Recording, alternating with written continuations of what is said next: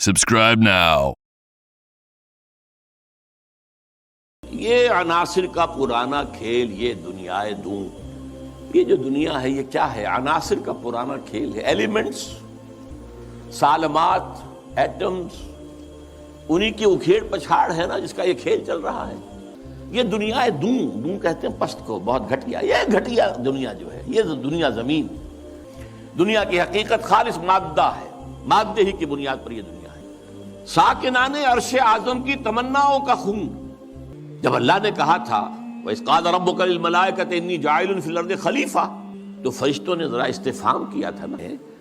ابلیس اس کو انٹرپریٹ کر رہا ہے کہ اصل میں وہ خود خواہش مند تھے خلافت کے، تو ان کی تمنا کا خون ہو گیا جبکہ آدم کو خلافت دے دی گئی۔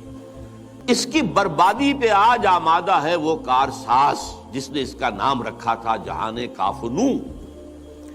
یہ اللہ کے امر کن سے کائنات وجود میں آئی تھی نا۔ اچھا وہ اس کو نہیں مان رہا، وہ خیر نام یہ رکھا گیا ہے۔ اب معلوم ہوتا ہے، ابلیس کہتا ہے کہ اس کی بربادی پر خدا نے فیصلہ کر لیا ہے، وہ بھی محسوس کر رہا ہے کہ شاید اب وہ قیامت ختم ہے اور یہ کھیل اب آخری سین پر آ گیا ہے۔ اور شاید اس کا مفہوم یہ ہو کہ اس دنیا میں ہم نے شرک کا، الحاد کا، یہ سارے بے حیائی کا، بے شرمی کا، سودی نظام کا، انسانی حاکمیت کا، یہ سارا کھیل ہم نے بنایا ہے۔ معلوم ہوتا ہے کہ یہ اب ختم ہونے پہ ہے۔ وہ جو کارساز ہے وہ اب اس کو آخری جو ہے اس مقابلے کے اندر ملیا بیٹ کر دینے کے در پہ ہے۔ میں نے دکھلایا فرنگی کو ملوکیت کا خواب، ملوکیت کا خواب، دنیا فتح کرو، کولونائز کرو، لیکن اس کے بعد انہوں نے اس سے بہتر خواب دیکھ لیا ہے۔ سودی نظام میں اور بینکنگ کے نظام میں اور انٹرنیشنل کمپنیوں کے نظام میں اور گلوبلائزیشن کے ذریعے اور ٹرپ کے ذریعے سے خون چوستے رہو۔ میں نے توڑا مسجد و دیر و کلیسا کا فسون، یہ مسجد اور دیر اور کلیسا اور مندر اور یہ اور وہ، اس کا سارا اثر میں نے ختم کر دیا۔ کیا کیا؟ سیکولرزم کی پٹی بڑھا دی۔ حکومت، ریاست، معیشت، معاشرت، اس کا کوئی تعلق کسی مذہب سے نہیں۔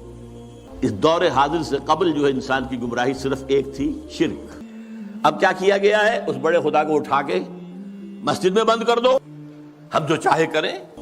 میں نے دکھلایا فرنگی کو ملوکیت کا خواب، امپیریلزم، اور میں نے توڑا مسجد و دیر و کلیسا کا فسون، سیکولرزم۔ میں نے ناداروں کو سکھلایا سبق تقدیر کا، ناداروں کو، غریبوں کو میں نے کہا بھائی ٹھیک ہے، یہ تمہاری قسمت ہے، کوئی بغاوت کا خیال پیدا نہ ہو جائے، کہیں کو کھڑے ہو کر کوئی ریزسٹنس کی موومنٹ شروع نہ کر دینا۔ میں نے منعم کو دیا سرمایہ داری کا جنوں۔ یہ لفظ منعم جو ہے عربی کا، یہ منعم بھی ہو سکتا ہے، منعم بھی ہو سکتا ہے۔ منعم نعمتیں دینے والا، منعم جس کو نعمتیں دی گئیں۔ یعنی یہ بھی ہو سکتا ہے کہ پہلے جن کے پاس دولت ہوتی تھی وہ اس کو خیرات کرتے تھے، صدقات کرتے تھے، خیر کے کاموں میں لگاتے تھے۔ میں نے اس کے بجائے کہا بیگم پاگل ہو گئے ہو، جمع کرو۔ کون کر سکتا ہے اس کی آتش سوزاں کو سرد، جس کے ہنگاموں میں ہو ابلیس کا سودے دروں؟ کون ہے؟ میں نہیں ماننے کو تیار کہ ہمارے اس پورے کھیل کو کوئی طاقت ہے ایسی کہ جو ختم کر سکتی ہے۔ یہ لفظ نہیں کر رہا ہے آخر، اور جس کی شاخیں ہوں ہماری آبیاری سے بلند، کون کر سکتا ہے اس نخل کہن کو سرنگوں؟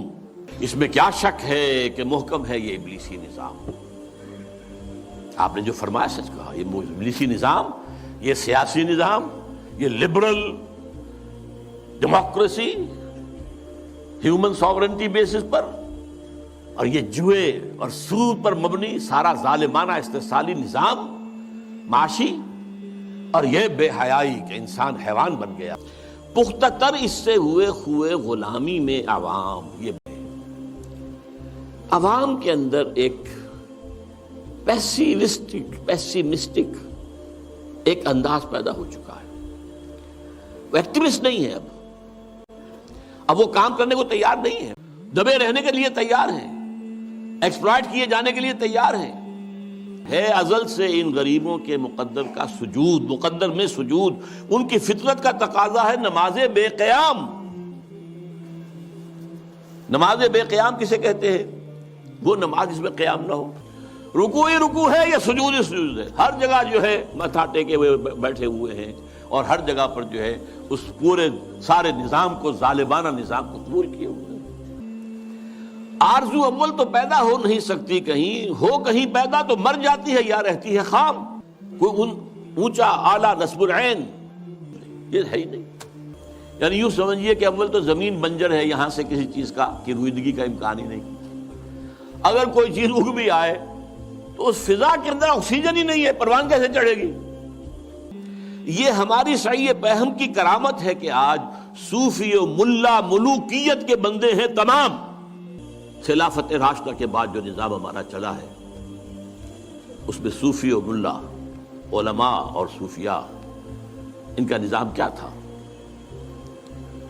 ملوکیت کو سپورٹ، خانقاہوں میں بیٹھو اللہ اللہ کیے جاؤ، ضربیں لگائے جاؤ، یہ سب سے پہلے ہمارے فقہا نے متغلب کی حکومت کو جائز قرار دیا۔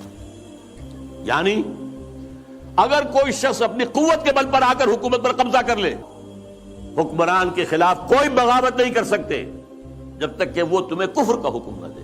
وہ اپنے عیش بنائے گا، اپنے محل بنائے گا، اپنی رنگ رلیاں کرے گا، اپنے آپ کو کفر کا حکم دینے کی ضرورت کیا ہے؟